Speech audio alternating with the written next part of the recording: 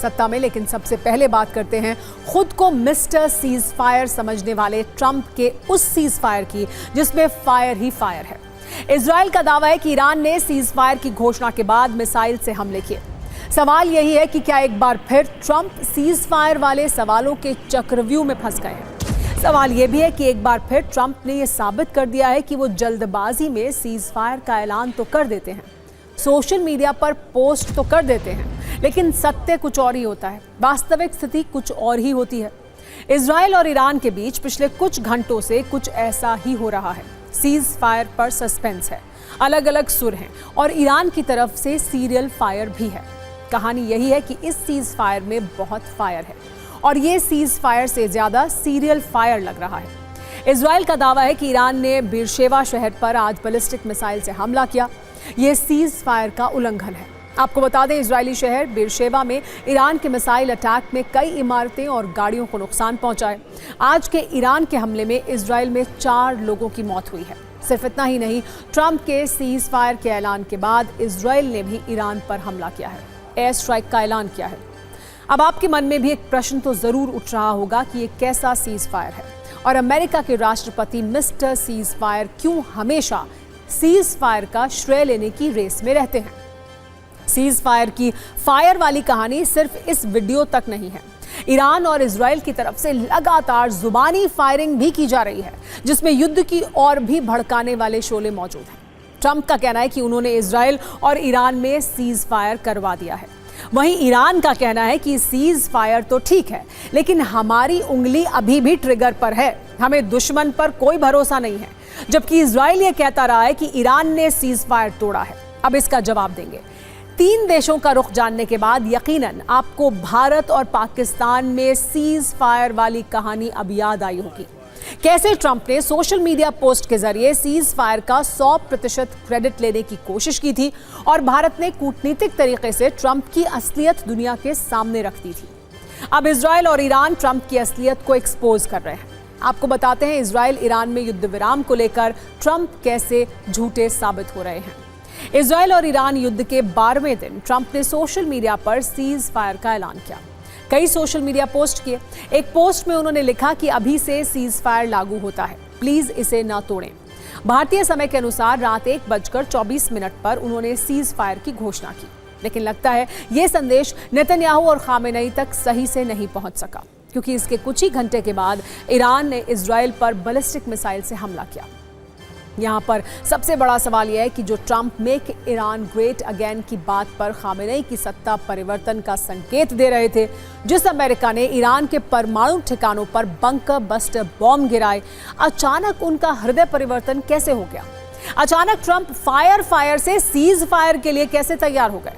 ये बात सच है कि ईरान के परमाणु कार्यक्रम से दुनिया के ज्यादातर देश चिंतित हैं।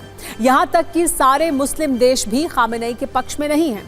लेकिन रूस और चीन ने ईरान का साथ दिया है। कहीं ना कहीं ईरान पर अमेरिका और इजराइल के हमलों की निंदा की है। रूस ने तो ईरान को न्यूक्लियर मदद का भी भरोसा दिया है। तो सवाल यह है कि क्या सीज फायर का ऐलान अमेरिका की किसी रणनीति का हिस्सा है या फिर ट्रंप की एक बड़ी मजबूरी है? आपको वो 4 सवाल आइए बताते हैं जिसकी चर्चा हर जगह हो रही है। पहला सवाल यह है कि क्या अमेरिका ने सीज फायर का ऐलान खामेनेई को बंकर से बाहर निकालने के लिए किया गया? दूसरा और सबसे गंभीर सवाल यह है कि क्या ईरान को पुतिन की परमाणु छतरी से ट्रंप और नेतन्याहू डर गए हैं? क्या अमेरिका के बड़े हमले से पहले सीज फायर की फिक्सिंग हो चुकी थी? और क्या नेतन्याहू ने हथियार जुटाने के लिए सीज फायर को मंजूरी दी है?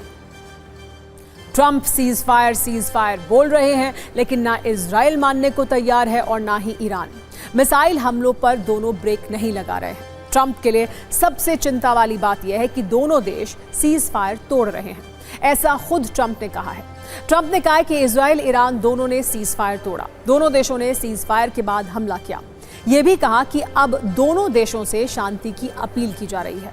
उन्होंने सीज फायर तोड़ने पर इजराइल को चेतावनी भी दी है। ये कहा है कि इजराइल ईरान पर अब बम गिराना बंद करे, इजराइल अपने फाइटर जेट वापस बुलाए। चेतावनी वाले शब्दों में ट्रंप ने यह भी कहा कि इजराइल ने हमला किया तो बड़ा उल्लंघन माना जाएगा। इजराइल के रक्षा मंत्री ने कहा है कि सीज फायर तोड़ने का बदला लेंगे। ये भी कहा है कि तेहरान को दहलाने का आदेश दे दिया है। आईडीएफ चीफ ने भी कहा है कि ईरान ने सीज फायर तोड़ा है। आईडीएफ ने यह भी कहा है कि पूरी ताकत से हम बदला लेंगे। सिर्फ इजराइल ही हमले नहीं कर रहा है, बल्कि ईरान ने भी अटैक किया है। इजराइल में ईरान का बड़ा मिसाइल अटैक हुआ। इजराइल के दक्षिणी शहर बीरशेवा पर बैलिस्टिक मिसाइलों से हमला किया गया है।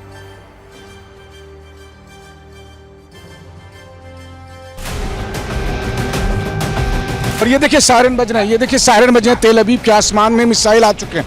तेल अवीव के आसमान में मिसाइल आ चुके हैं। इस वक्त सायरन बज रहा है। आप सायरन की आवाज़ सुन सकते हैं कि अभी देखिए कि मेरे पीछे आप जो कई बहुत से लोगों को यहाँ देख रहे थे, जो सब सुरक्षित ठिकाने में बंकर की तलाश में यहाँ पर आए हुए थे। और इस वक्त जरा सा रोहित इधर पहले दिखाइए। अब ये देखिए कि इस छोटे से गेट से वो सब अंदर जा रहे हैं। और वहीं रोहित दिखाइए, ये दोनों जो कपल हैं ये किस तरीके से दौड़ते हुए दूसरी तरफ जा रहे हैं। और आप देखिए कि तेल अवीव के आसमान में मिसाइल के आने की सूचना मिली है। जोर से सायरन बज रहे हैं। और ये देखिए TV9 के कैमरे पर इस वक्त आप उन मिसाइलों को देख सकते हैं, ईरान के वो मिसाइल। ये देखिए इस वक्त तेल अवीव के TV9 के कैमरे पर इस वक्त आप ईरान के उन मिसाइलों को देख रहे हैं जो कि तेल अवीव पहुंचे हैं। और एक साथ नहीं बल्कि कई मिसाइल को मैं जाते हुए देख रहा हूं। मेरे कैमरा सहयोगी इस वक्त आपको दिखाने की कोशिश कर रहे हैं। यहाँ चारों तरफ के इलाके देखें आप, तो वो सिविलियन इलाके, इस सिविलियन इलाके में जाकर वो मिसाइल गिरा है। और जिसकी वजह से कितनी क्षति पहुंची है, कितना नुकसान पहुंचा होगा, इसका अंदाजा आप लगा सकते हैं। TV9 पर इस वक्त आप उन तस्वीरों को देख सकते हैं। और इस वक्त हम उस लोकेशन के एकदम अंदर जाकर वहां से आपको तस्वीरें दिखा सकते हैं। देखिए ये है विध्वंस की वो तस्वीरें जिसके बारे में आज पूरी दुनिया चर्चा कर रही है। और ये तस्वीरें निश्चित तौर पर अमेरिका के राष्ट्रपति डोनाल्ड ट्रंप भी देखते होंगे। अब आपको ये भी बताते हैं कि 12 दिन के युद्ध में किस देश को कितना नुकसान हुआ है और किस देश ने कितने मिसाइल अटैक किए हैं। अब तक ईरान ने 600 बैलिस्टिक मिसाइलों से हमले किए हैं, जबकि इजराइल ने 300 से ज्यादा एयर स्ट्राइक की है। ईरान में अब तक 800 लोगों की मौत हो चुकी है, जबकि इजराइल में 30 लोगों की मौत हुई है। इजराइल के हमले में 20 सैन्य कमांडरों की मौत हो चुकी है, जबकि इजराइल में किसी बड़े सैन्य कमांडर की मौत की पुष्टि नहीं की गई है। ईरान में कई परमाणु वैज्ञानिक भी मारे जा चुके हैं। इजराइल में तेल अवीव और हाइफा जैसे शहरों में भारी तबाही हुई है। इजराइल के हमलों में ईरान के परमाणु ठिकानों को बड़ा नुकसान पहुंचा है, जबकि इजराइल के रिसर्च सेंटर और मुसाद हेडक्वार्टर पर ईरान ने हिट किया था। 12 दिनों के युद्ध में ईरान का एयर डिफेंस कमजोर साबित हुआ है, जबकि इजराइल का एयर डिफेंस भी कई हमले रोकने में नाकाम रहा। ईरान को रूस, चीन जैसे बड़े देशों का समर्थन है, जबकि इजराइल को अमेरिका और G7 देशों का समर्थन हासिल है। ईरान इजराइल युद्ध में बेशक आज सीज फायर का ऐलान हो गया हो, लेकिन ट्रेड वॉर में अमेरिका अभी भी फायर मोड में है। एक अमेरिकी सांसद ने भारत और चीन को ट्रेड वॉर में भी बस्टर बॉम्ब वाली धमकी दे दी है। अमेरिकी सेनेटर लिंडसे ग्रैहम ने भारत चीन को रूस के साथ व्यापार करने को लेकर चेतावनी दी है। भारत और चीन के खिलाफ 500% टैरिफ लगाने की धमकी दी गई है। लिंडसे ग्रैहम ने कहा है कि ये 500% टैरिफ भारत और चीन के लिए किसी आर्थिक बंकर बस्टर बॉम्ब की तरह होगा, जिससे अर्थव्यवस्था तहस नहस हो जाएगी। दरअसल लिंडसे ग्रैहम अमेरिका में प्रभावशाली रिपब्लिकन सेनेटर माने जाते हैं, जो राष्ट्रपति ट्रंप के भी बहुत करीबी हैं। वो यूक्रेन युद्ध को रोकने के लिए रूसी राष्ट्रपति पुतिन पर आर्थिक दबाव बनाना चाहते हैं। इसके लिए लिंडसे ग्रैहम ने सेनेटर रिचर्ड ब्लूमेंथल के साथ मिलकर अमेरिकी सेनेट में एक बिल पेश किया है। उनके मुताबिक इस बिल के लिए उनके पास 80 से ज्यादा सेनेटर का समर्थन हासिल है।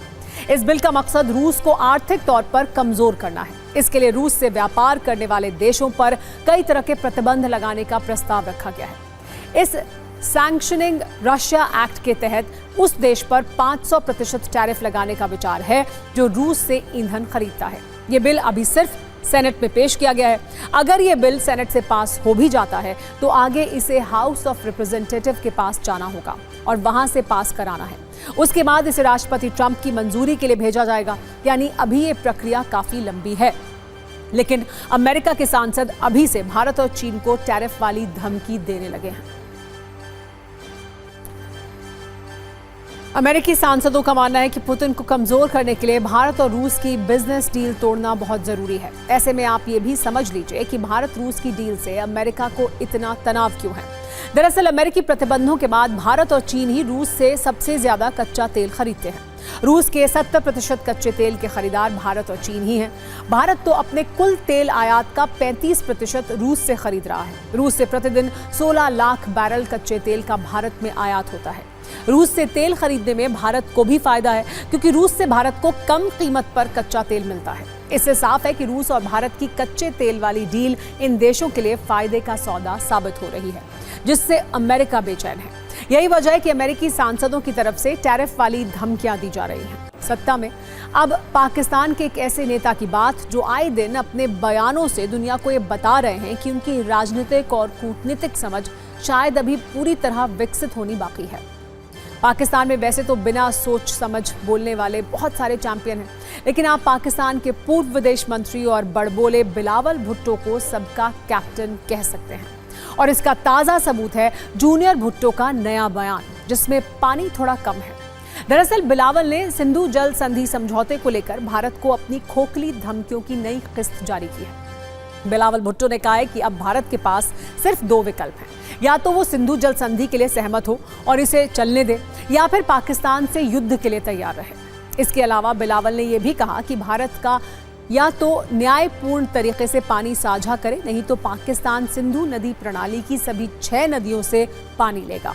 अब भारत क्या पाकिस्तान का भी कोई नागरिक अगर बिलावल की इन बातों को सुन ले तो वो यही कहेगा कि बिलावल अपनी पर्सनालिटी से कुछ ज्यादा ही बोल गए हैं। पहले आप बिलावल का बयान सुनिए, पाकिस्तान में कैसे उनकी मरम्मत हो रही है वो देखिए, फिर हमने भी जूनियर भुट्टो की शॉर्ट टर्म मेमोरी लॉस की बीमारी को दूर करने का एक प्रबंध किया है, वो देखिएगा।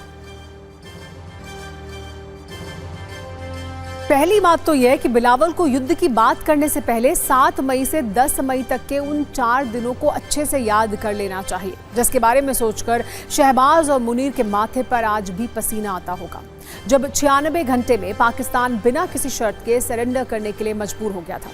और रही बात सिंधु नदी के पानी की, तो बिलावल भुट्टो चाहें तो इंटरनेट पर जाकर भारत सरकार और उनके मंत्रियों के बयानों को फिर से सुन सकते हैं, जिसमें सिंधु वाला संकल्प है। अब भारत पानी नहीं सिर्फ दंड देने की मुद्रा में है।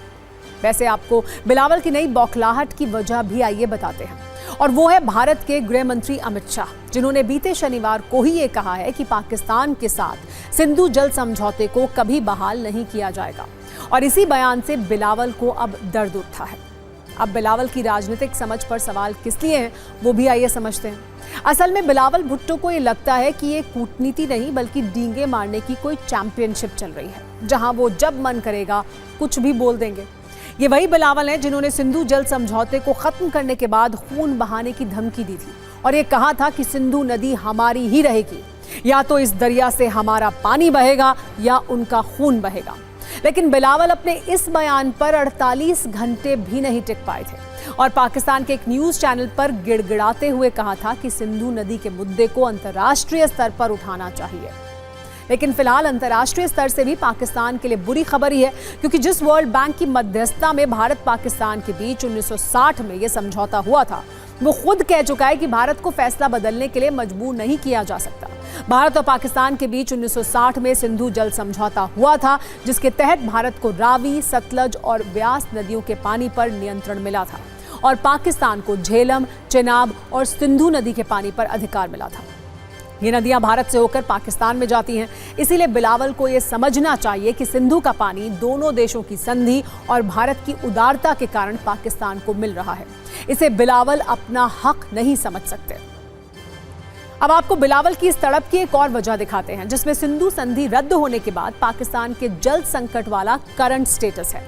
आंकड़ों के अनुसार भारत की ओर से सिंधु जल संधि खत्म होने के बाद पाकिस्तान के 3 प्रमुख क्षेत्रों में नदियों के जल प्रवाह में 20% की गिरावट आई है। 20 जून 2025 तक पाकिस्तान में जल प्रवाह पिछले वर्ष की तुलना में 20% कम हो गया है। जून में सितंबर तक चलने वाली खरीफ की फसल के लिए ये बहुत चिंताजनक है। इसके अलावा सिंधु नदी प्रणाली से जुड़े जलाशयों, नदियों में जल स्तर कम होने से पंजाब और सिंध प्रांत में संकट बड़ा हो रहा है और इसीलिए अब सिंधु संधि पर पाकिस्तान की बौखलाहट के रुझान आने लगे हैं। हालांकि भारत का मैसेज क्लियर है, चाहे जितने भी धमकी बम चला लो, पानी तो नहीं मिलेगा।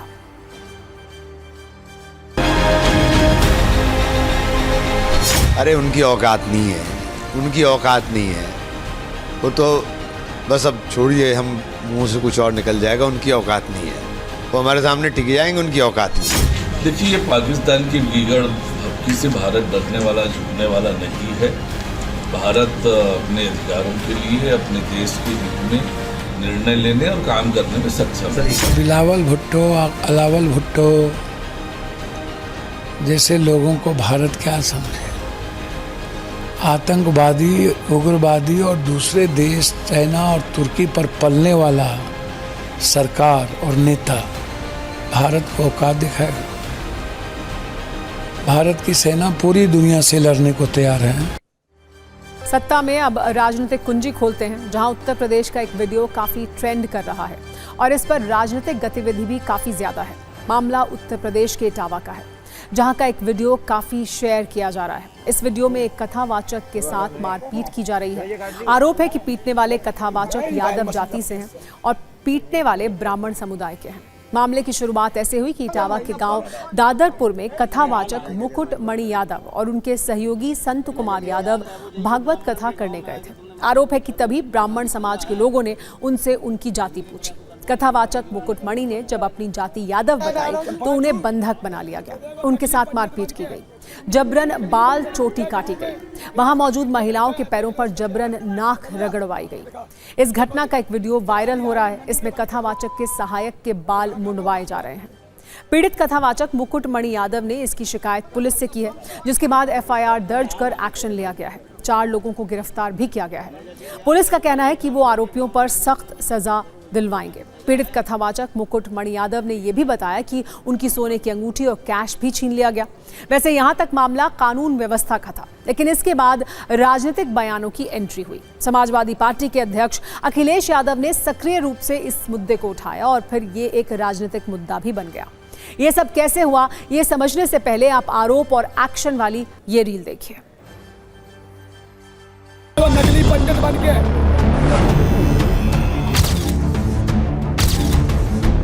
चल पाए छू, ये देखो नकली पंडित बन के गांव में ब्यास की सीट पे बैठे हैं। देख ले उसका चेहरा, कर लिया ये देखा, देखो जी ये तिवारी आए जो मनु के बन के और यहाँ कर रहा हूँ भागवत। ब्राह्मणों के गांव में तुम यादव होकर करके यहाँ भागवत कहने आए हो, और इन्होंने बहुत हमें मारकूट करना शुरू कर दिया। रात भर इन्होंने बहुत टॉर्चर किया सर, यहाँ तक कि हमारे बाल काट दे। और जो परीक्षित बना था, परीक्षित की मैडम से इन्होंने मूत्र, बोले भाभी आप अपना मूत्र ले आओ। उसे मूत्र से हमारे ऊपर छिड़का इन्होंने, बोले ये अब पवित्र हो गए, ब्राह्मण के ये मूत्र तुम्हारे ऊपर पड़ गया, अब तुम पवित्र हो गए, अब बताओ।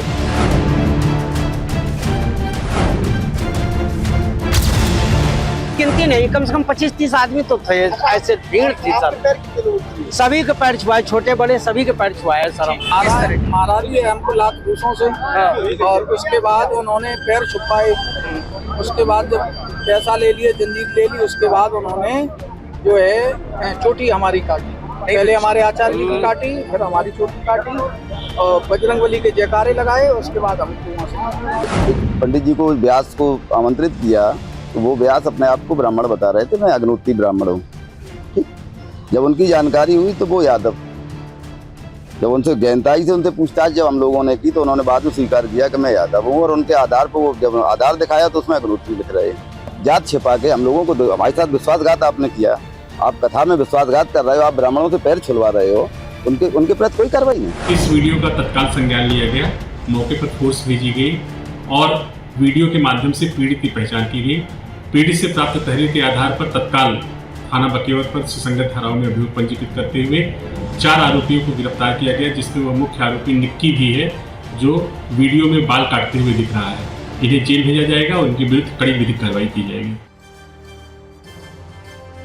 क्योंकि ये मामला जाति से जुड़ा है, इसलिए इसमें सुविधाजनक राजनीति की काफी संभावनाएं मौजूद हैं और विपक्ष ने और सत्ता पक्ष ने इसका भरपूर इस्तेमाल भी किया है। समाजवादी पार्टी ने पीड़ित कथावाचक मुकुट मणि यादव और उनके 2 सहायक संत कुमार यादव और श्याम जी कठेरिया को अपने दफ्तर बुलाया।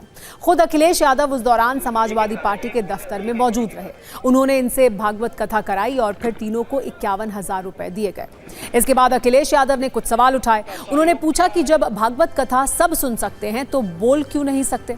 भागवत कथा तो भगवान कृष्ण से जुड़ी है। जब कृष्ण भक्तों को कथा करने से रोका जाएगा तो ये कैसे बर्दाश्त होगा? उन्होंने ये भी कहा कि अगर अगले 3 दिन में कड़ी कार्रवाई नहीं हुई तो पीडीए के मान सम्मान की रक्षा के लिए वो एक बड़ा आंदोलन करेंगे। हालांकि सरकार के मंत्री और सत्ता पक्ष के सांसद ये कह रहे हैं कि दोषियों पर एक्शन हो रहा है, इसे राजनीतिक रंग देने की जरूरत नहीं है।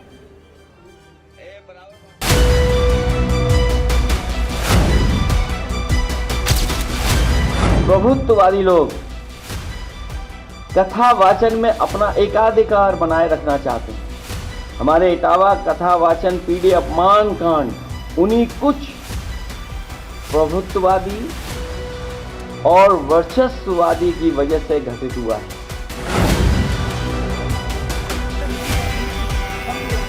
अगर कोई पीढ़ी परिवार का मंदिर चला जाए तो मंदिर को गंगा जल से धोते हैं, और अब तो सीमा लांघ गई ये वर्चस्ववादी। आखिरकार किसका आशीर्वाद है?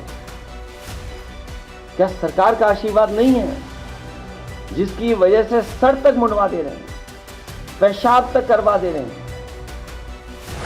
आखिरकार ये वर्चस्ववादी और प्रभुत्ववादी लोग इतनी ताकत कहां से पा रहे हैं? भाजपा राज में पीड़ित समाज को हे दृष्टि से देखा जाता है।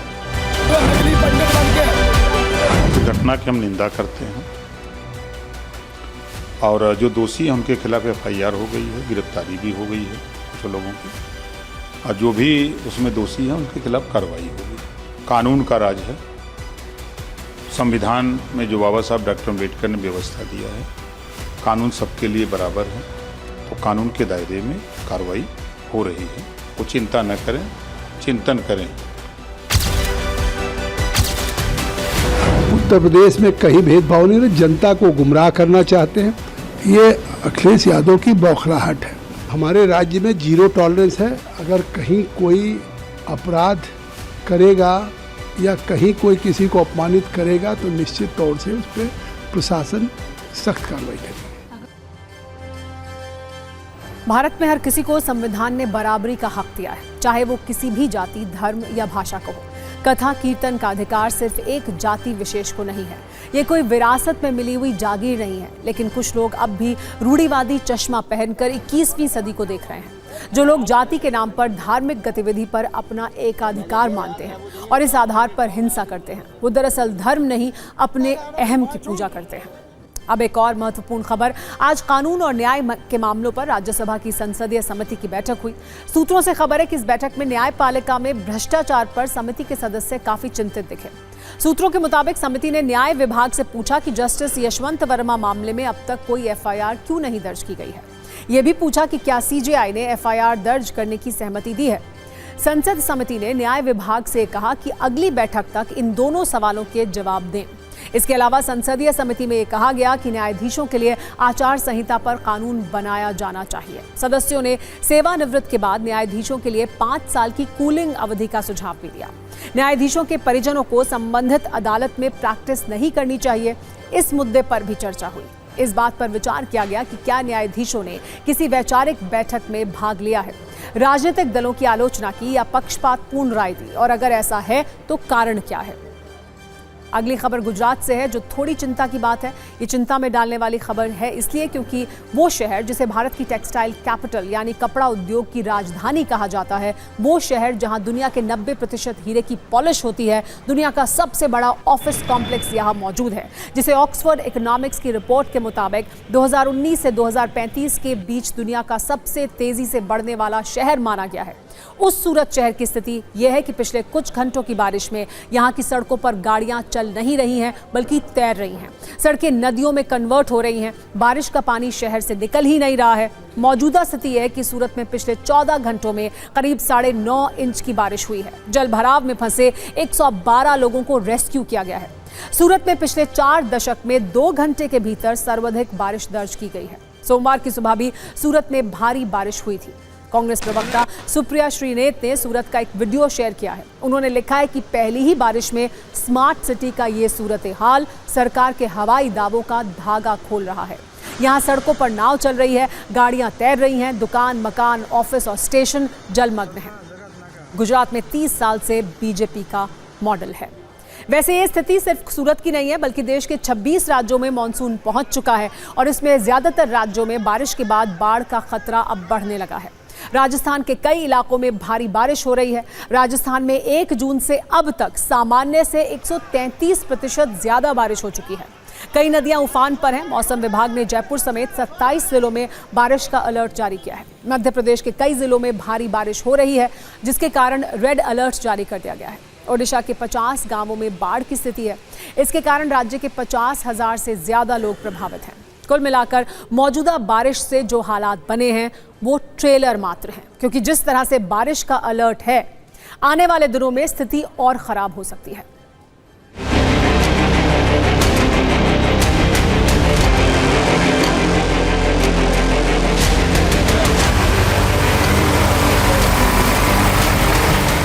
ये हर साल ही ऐसे ही भर जाता है, पानी निकलने कोई सुविधा नहीं, गाड़ी बंद हो जाती है, आने जाने में तकलीफ है।